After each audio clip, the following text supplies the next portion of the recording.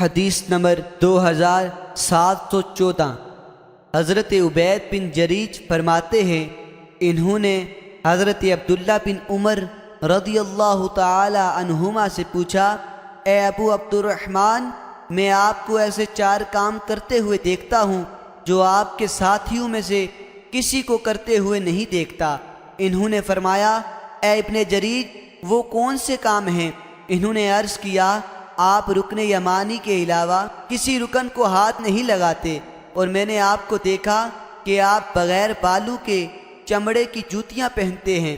میں نے آپ کو دیکھا کہ آپ زرد رنگ کے ساتھ رنگتے ہیں، اور میں نے آپ کو دیکھا کہ جب آپ مکہ مکرمہ میں ہوتے تو لوگ چاند دیکھتے ہی احرام باندھ لیتے ہیں، اور آپ 8 ذو الحجہ کو احرام باندھتے ہیں۔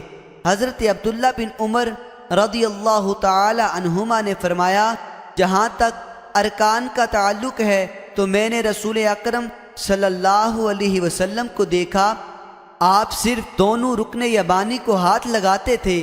نیز میں نے رسول کریم صلی اللہ علیہ وسلم کو دیکھا کہ آپ وہ جوتا پہنتے تھے جس میں بال نہ ہوں، اور اس میں وضو کرتے تھے، بس میں ان کو پہننا پسند کرتا ہوں۔